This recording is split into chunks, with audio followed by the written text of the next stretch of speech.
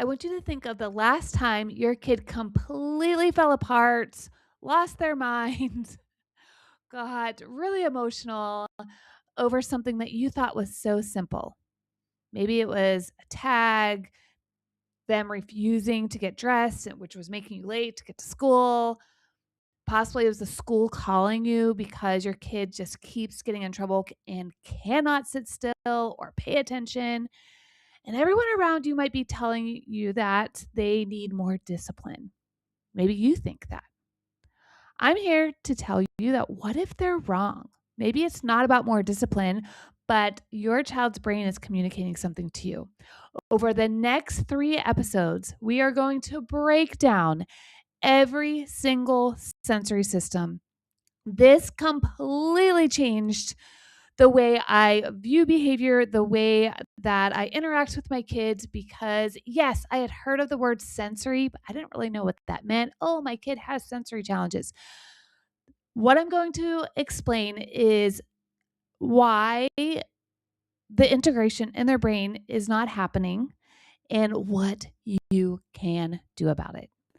I absolutely love talking about this topic because it gives us insight into our own behaviors as well as our kids.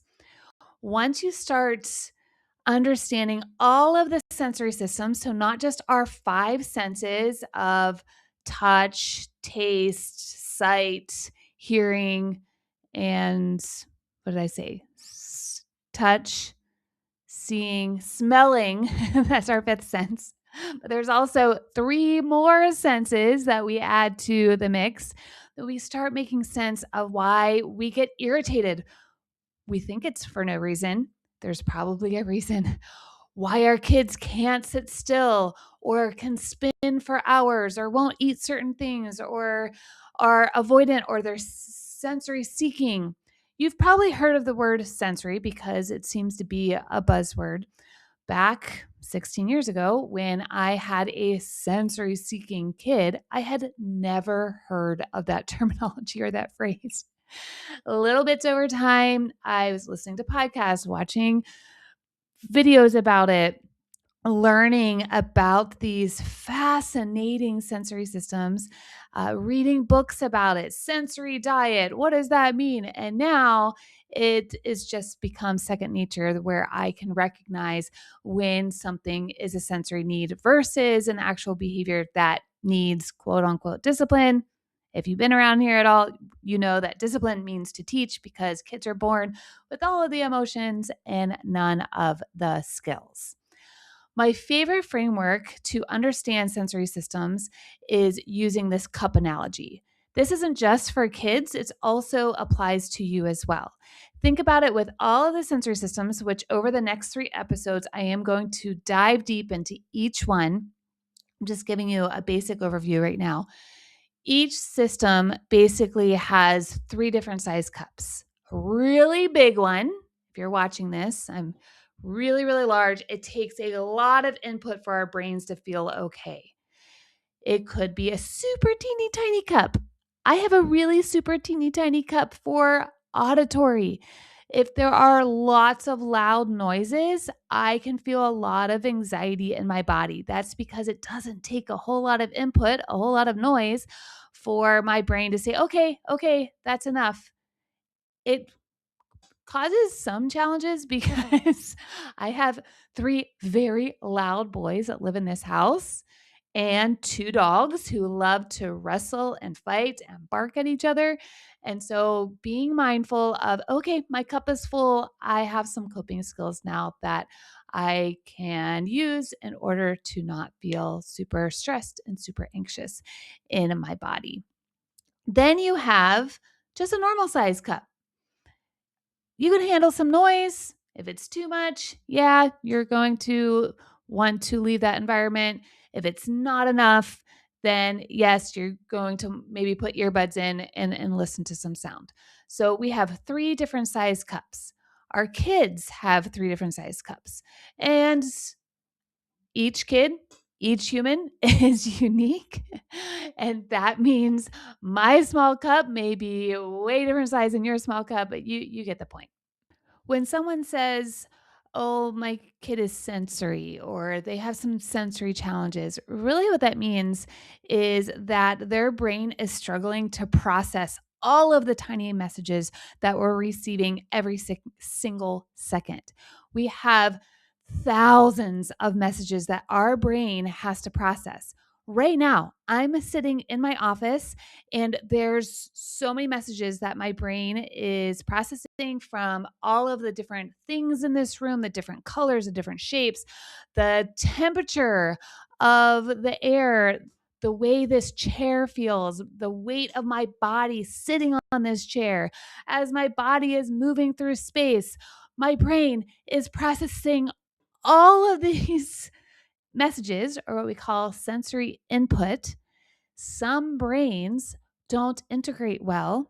There could be lots of reasons for it. Maybe you have a kid who has diagnoses or learning differences or brain differences, or they're gifted and they have what's called asynchronous development, where parts of their brain are way more developed than other parts. And compared to neurotypical brains or neuro, what like a typical developing child. I really don't think there really is neurotypical because we're all unique and our brains are all wired differently, right? But that's a topic for another day. We have all these messages coming in, and sometimes our brain doesn't know what to do with it, or if it's too much or it's too little. That's where the term sensory seeking, where I need more input to feel okay, or sensory avoidant, this is too much. There's a lot of nuance to this, but that's broken down pretty simply.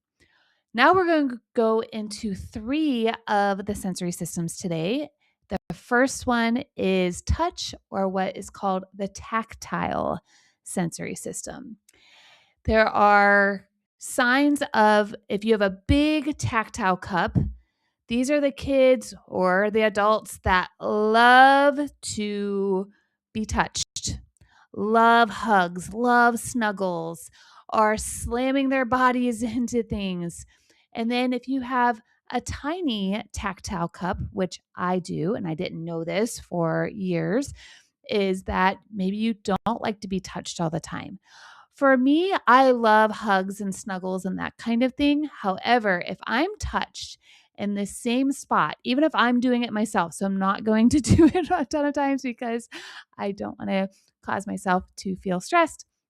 If I'm touched in the same spot over and over again, then my brain doesn't like that. My body doesn't like that. Now, I probably could have worked on that more as a kid and it would have integrated and would not have be as big of a problem as an adult. I can handle it way more than I used to be because I'm aware of it. I have some friends that will just touch me in the same spot. I mean, that sounds weird, but touch my arm, touch my arm. You can do this, breathe through it. And so I have worked on it for sure, but my brain still doesn't like it. This is something interesting is if you know me, even if you're watching my videos on YouTube, now you need to go back and see if I actually do this. And maybe I should go watch these too, is I don't like my fingers to touch. That is how little of a tactile cup I have is I am jazz hands all the time. Now, obviously, there's times where my fingers will touch and I don't notice it. My brain does notice it, and it will eventually spider out my hands to feel okay. I know it's super crazy. And so, if you have a kiddo who really struggles with the tactile sense or it's not integrated fully, this you might see that they don't like to be touched or they do like to be touched. And so if they're pulling away from hugs, it might not mean, oh, I don't love you. It just is communicating that it's too much for the brain. And there's a lot of things that you can do. Also, I want to mention that if you notice that your kid really has a huge cup in certain areas and a super tiny cup and they don't have a lot of normal sized cups, that means you may want to contact an occupational therapist. There are many amazing OTs that do reflex integration and sensory integration. So I would look for someone that specializes in that so that they can do specific exercises and things with your child to help them be able to essentially tolerate certain input that comes into the body and the brain. The next system we're going to talk about is called the vestibular system. It's a super fun word. It's basically your movement system, and it does work alongside your visual processing, so what you're seeing, and then also your proprioceptive sensory system, which we will talk about. Basically, vestibular system is responsible for maintaining balance and spatial orientation. It lives inside the inner ear. As I'm moving my head around, my vestibular system is being activated. If you have a really tiny vestibular system, maybe you can't go on roller coasters. I think I used to have a big vestibular system. I did not mind spinning, going upside down, going on fast coasters, and now I cannot do it. It's not even that it makes me sick, but I literally pass out. I was recording a video once for Instagram. I'll have to link it in the show notes below, talking about the sensory systems in a minute and a half. So, with this, we're going a little deeper than what I could do for an Instagram reel. And I was spinning in a chair to show, like, do you have a kid that does this? I had to stop the video and I definitely got sick, which proves I have a really tiny sensory cup for vestibular. And the this changes with time. That's something important to note too. I had a friend once tell me, "Oh, I used to not be able to handle tags as a kid and now it doesn't bother me at all." Yeah, because that sensory system integrated and it's constantly going to be changing. Also, there's a whole nother layer to this with our minds. Our minds, our memories, all of those things impact the how we can handle certain inputs. Now, whenever you are at the grocery store and your kid is just spinning, walking in circles all the way down the aisle, and instead of it driving you crazy or causing you to want to stop it, you now can think to yourself, oh, wow, they're not just being hyperactive, they're organizing their brain. There are times when we need to make sure our kids are getting the input in a safe manner. So maybe spinning in circles down an aisle full of glass jars is not the safest choice. However, you can give your child an opportunity to get that input without having to stop it because now you know that your child has a really large vestibular input or vestibular cup. Maybe it's the opposite. You have a kid who has a very tiny one or can't do certain things because they get dizzy or feel sick or black out like me. Help them understand I taught my kids about their sensory systems. They could name all of them proprioceptive, vestibular, olfactory. We're going to get into a lot of those. Gustatory. You might not even know what those are. My kids could name them and they could explain what was going on. Wow, I have a really small cup in this area. I have a really big cup in this area. Of course, they didn't say it like that. It definitely did help with their sensory challenges to name it. Just like what we do with emotions, we name it to tame it.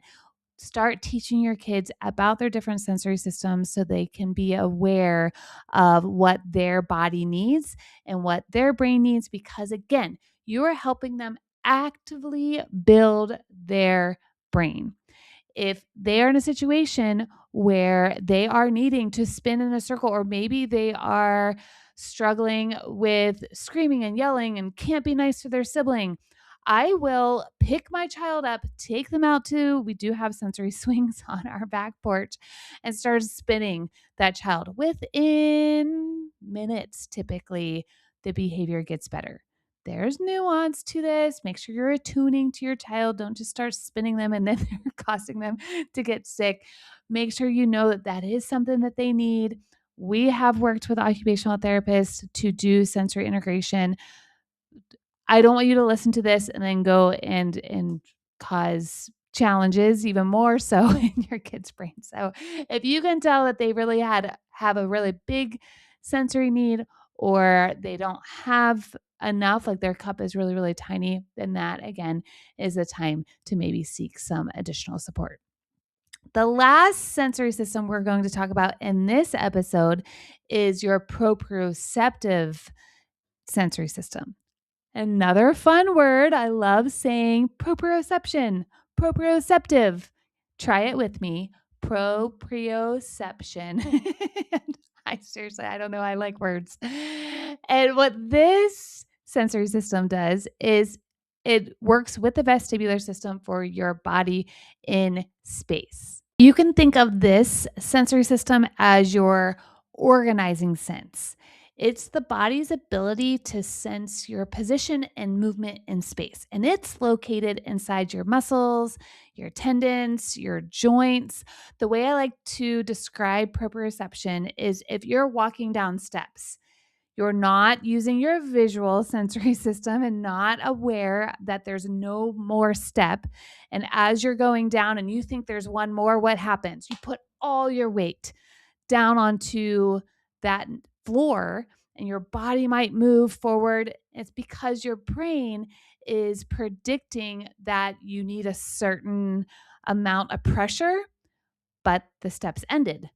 So you actually didn't. And that's why that phenomenon happened. So that is proprioception. If you have a kiddo with a big proprioceptive cup, that means, and they're sensory seeking, is that they are slamming their bodies into things, slamming their bodies into you. I have a child who it didn't seem to ever get satisfied. His proprioception never got satisfied. He needed more and more and more input. With doing sensory integration work and just helping him learn about his body and getting these needs met, he's doesn't have as big of a cup, which is great. That tells me that there's some integration happening in his brain. We did this thing called pushies. I think he came up with the name. Maybe I did. We would literally push each other down the hallway. He's now 14, weighs more than me, is almost taller than me. He's probably maybe 6 or half of an inch taller than me now. We don't do pushies as much because I think he would probably push me completely into a wall. When he was little, this was great. When he was having a big meltdown, we would do pushies. He would be so angry and it would just get all of that aggression out of his body in a healthy way. At one point, his psychologist even had me get a football bag or those big pads that you grab from the back, and he would just shove his body into the pad. We would try to do this outside of the meltdown so that he would get enough input that the meltdown would not happen. However, if he was completely dysregulated, frontal lobe offline, fully in what's called his fight or flight or sympathetic nervous system state, then I would grab that football pad to keep myself safe, or I would have him push into my hands. At one point, I would even hop on his back. He would walk up and down the hallway. He would go from completely dysregulated to calm within, well, maybe not fully calm, but definitely regulated within 5 to 10 minutes versus staying in that state for hours. That was super hard on both of our systems. He has a very big proprioceptive input, and heavy work, which is what they call it in the OT world, that is lifting heavy things, pushing into a wall. This is really great if you're a teacher. You can hand a big stack of books. If there are still books, hopefully they have books in schools. I know where there's a lot of movements to bring back the books.